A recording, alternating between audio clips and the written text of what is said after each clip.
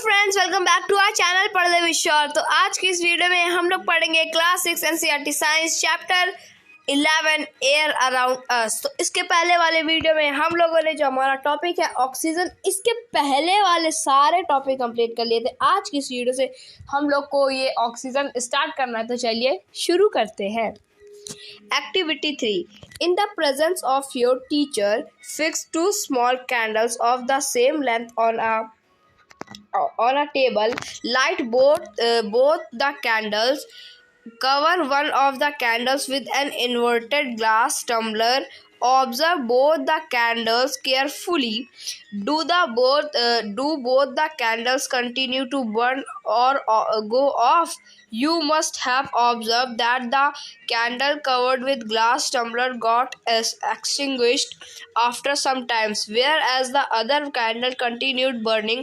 What can be the reason for this? Think about it. It seems that the candle got extinguished because the component inside of the glass tumbler which support burning is limited. Most of the component is used by the burning candles. However, the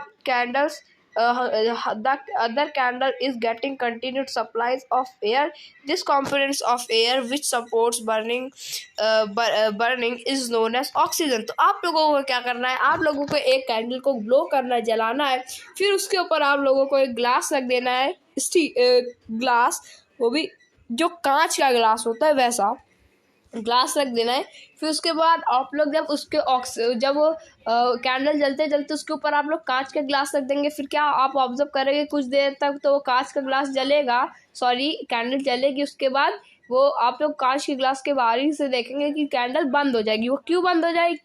क्योंकि देखिए, हर जगह हम लोगों ने इसके पहले वाले video में यही डिस्कस करा था कि हर जगह क्या होती है, ऑक्सीजन होती है, जिसकी वजह से क्या होता है कि जो ऑक्सीजन होने की वजह से हर जगह ऑक्सीजन, जैसे बॉटल के अंदर ऑक्सीजन, उसी तरीके से ग्लास के अंदर भी ऑक्सीजन होगी। तो उससे क्या होगा कि जो एयर होती है, एयर को ऑक्सीजन सपोर्ट करता है, किसको? जलाने के लिए, यानी आग को सपोर्ट करता है ऑक्सीजन जलने के लिए। यानी जितनी भी आग जल रही वो सब ऑक्सीजन की मदद से जल रही है।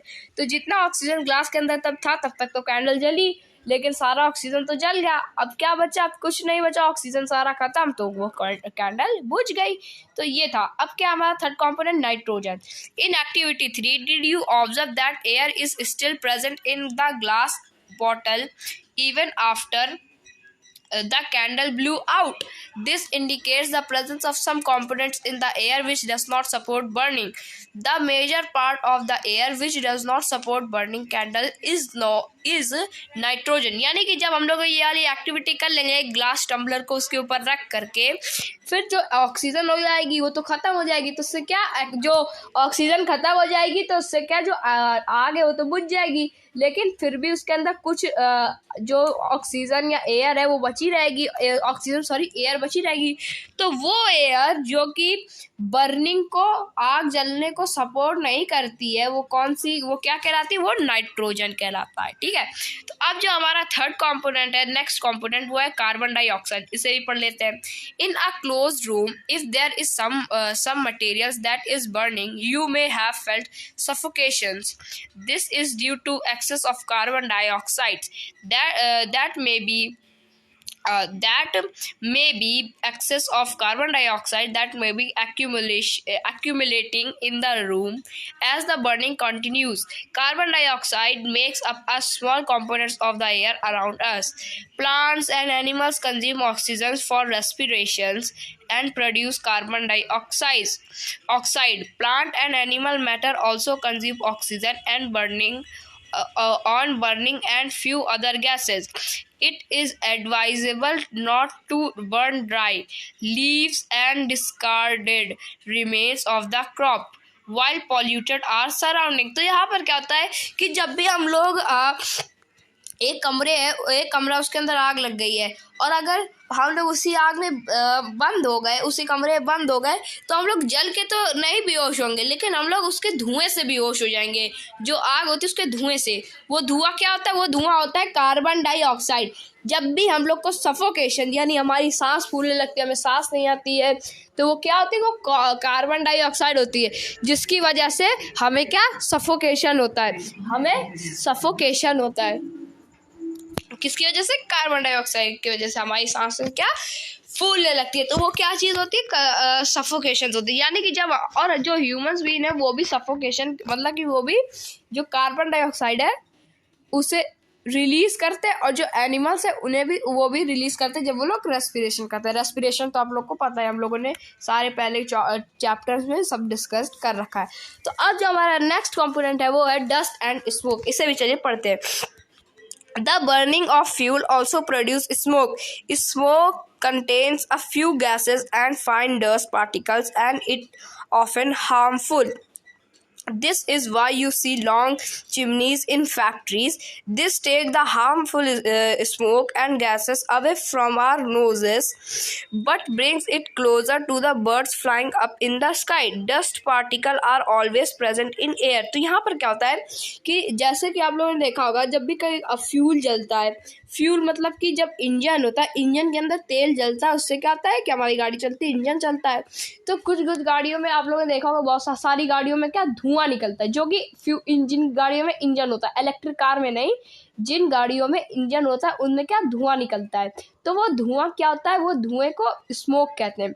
और उस स्मोक में जो डस्ट पार्टिकल होते हैं, जैसे कि फैक्ट्रीज है, फैक्ट्रीज में क्या चिमनीज होती काफ़ी बड़ी बड़ी। वो बड़ी बड़ी क्यों होती? देखिए, जो धुआं निकलता है आग से, जो धुआं निकलता है, या गाड़ियों के जो धुआं निकलता है साइलेंसर से, तो उस धुएं में, उस धुआं को स्मोक कहते हैं। और उस स्मोक में डस्ट पार्टिकल्स भी होते हैं, जो कि हमारे लिए काफ़ी हार्मफुल होते हैं।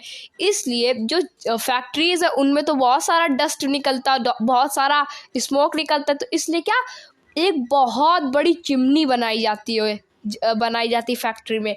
यानी कि आप लोग जब फैक्ट्री एरिया में गए होंगे तो वहाँ पे आप लोगों ने बड़ी बड़ी चिमनी देखी होंगी जहाँ से धुआं निकलता है, या जहाँ पे ब्रिक बनते हैं वहाँ पे आप लोगों ने देखा होगा चिमनी काफ़ी बड़ी बड़ी सी होती है जिससे धुआं निकलता है। तो उसे इसलिए बड़ा करा जाता है ताकि हमारी जो नाक है, हमारी जो नोज़ है, वो स्मोक हम तक ना पहुँचे, जिससे क्या कि हमारे तबीयत ना ख़राब हो, हम लोग इफ़ेक्ट ना हो। लेकिन हम लोग तो चलो बच जाते हैं, लेकिन जो बर्ड्स होती हैं वो तो हवाई में फ्लाई करती है, वो तो वही फ्लाई करती हैं, तो इससे उनके लिए काफ़ी हार्मफुल होता है। तो यहाँ पे एक एक्टिविटी है, चलिए इसे करते हैं। Find a sunny room in your school home. Close all the doors and windows with curtains pulled down to make the room dark. Now open the door or a window facing the sun just a little in such a way that it allows sunlight to enter the room only through a slit. Only a slit. Look carefully at the incoming beam of sunlight. Do you see some tiny shiny particles moving in the beam of sunlight? Figures 11.7. What are these particles? During winters, you might have observed similar beam of sunlight filtered through the trees, in which dust particles appear to dance merrily around. This shows that air also contains dust particles. The presence of dust particles in air varies from time to time and from place to place. We inhale air when we breathe through our nostrils. Fine hair and mucus are present inside the nose to prevent dust particles from getting into respiratory system. Do you recall being scolded by your parents when you are breathing through your mouth? If you do that, harmful dust particles may enter your body.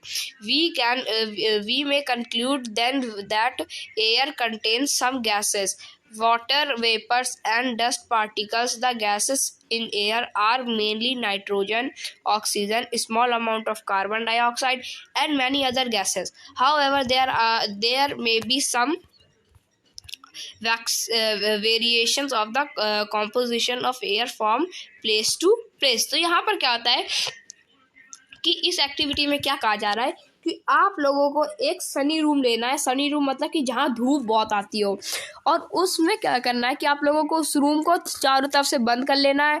उसके जितने भी वो curtains अर्टन्स है, यानी doors है, Windows है, वो सब कर्टन से बंद कर देनी है। फिर ऑब्जर्व करना है, यानी कि गेट से कहीं ना तो कहीं से छेद होगा, एक जगह होगी जहाँ से क्या एक बीम आ रही होगी, एक लाइट आ रही होगी हल्की सी, कैसी, सन की।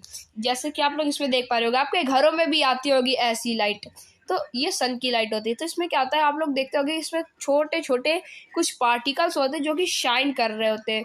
वो शाइनी पार्टिकल्स क्या होते हैं, वो शाइनी पार्टिकल्स होते हैं क्या, वो डस्ट पार्टिकल्स होते हैं। उन सारी शाइनी, इससे हमें क्या पता चलता है कि जो एयर है उसमें काफ़ी कौन से पार्टिकल, डस्ट पार्टिकल्स भी होते हैं। और एयर हमारी खाली ऑक्सीजन थोड़ी ना होती है, ये जो डस्ट पार्टिकल्स है इन्हें तो हम लोग इनहेल भी कर लेते हैं कभी कभी। तो ये हमारी अंदर तक क्यों नहीं जा पाते पता है? देखो, जब हम लोग सांस लेते हैं नाक से, तो हमारे एक टाइनी और शार्प हेयर होता है हमारे नाक में। जैसे लोग कहते हैं आहा कितनी मेरे नाक के बाल जला दिए, तो क्या मतलब कि जो नाक में क्या बाल होते हैं, तो जो शाइनी हेयर्स होते हैं उनसे क्या होता है कि जितने भी एयर होती है वो सब ऐसे जाती है कि जो डस्ट पार्टिकल्स है वो तो नाक में रह ही जाता है, और जो एयर है वो अंदर तक चली जाती है।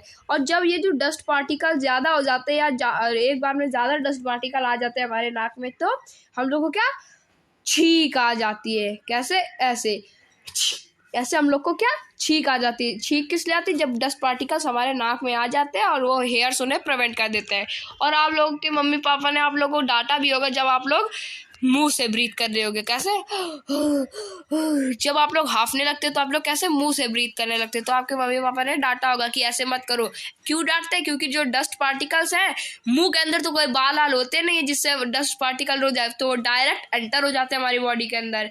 लेकिन नोज में तो डस्ट शाइनी हेयर्स होते हैं, टाइनी शार्प हेयर्स होते हैं, जिसकी वजह से जो डस्ट पार्टिकल्स है वो बाहर रह जाते हैं और एयर हमारे अंदर चली जाती है। तो ये जो टॉपिक था ये तो कंप्लीट हो गया है। अब इधर थोड़ा और लिखा है इसके बारे में कि और बताया जा रहा है कि जो एयर है उसमें बहुत सारे कॉम्पोजिशंस है किसके, एयर के। तो we see that air contains mostly nitrogen and oxygen. In fact these two gases together make up 99% of the air. The remaining 1% is constituted by carbon dioxide and a few other gases and water vapor। तो यहाँ पे क्या कहा जा रहा है कि जो हमारी एयर है उसमें बहुत सारे एयर, हम लोग एयर ब्रीथ नहीं करते, हम लोग ऑक्सीजन ब्रीथ करते हैं, और ऑक्सीजन में ही एयर आता है, एयर में ही ऑक्सीजन आता है। यानी कि एयर एक बहुत बड़ा ग्रुप है। एयर में क्या क्या आती, सारी हवा, जितनी भी गैसेस, हवा जो भी चल रही वो सब किसके अंदर, एयर के अंदर। और एयर में दो मेजर गैसेस होती है, यानी कि होती तो बहुत सारी गैसेस है, पर क्या दो बहुत ज़्यादा है, जो कि है नाइट्रोजन और ऑक्सीजन। नाइट्रोजन और ऑक्सीजन हमारे एयर में बहुत ही ज़्यादा है, और ये नाइट्रोजन और ऑक्सीजन ही मिल करके 99% एयर को बना देती है। और जो बाकी 1% एयर है वो क्या है, वो है कार्बन डाइऑक्साइड और है वाटर वेपर। वाटर वेपर क्या है, हम लोगों ने पहले अभी पढ़ रखा है। तो जो हमारा टॉपिक था एक्टिविटी, ये तो ख़त्म हो गई है, टॉपिक ही था हमारा ख़त्म हो गया है। अब जो नेक्स्ट टॉपिक है ये अब हम लोग करेंगे नेक्स्ट वीडियो में। आज की इस वीडियो में इतना ही, मिलेंगे नेक्स्ट वीडियो में नेक्स्ट टॉपिक के साथ। तब तक के लिए थैंक यू वेरी मच।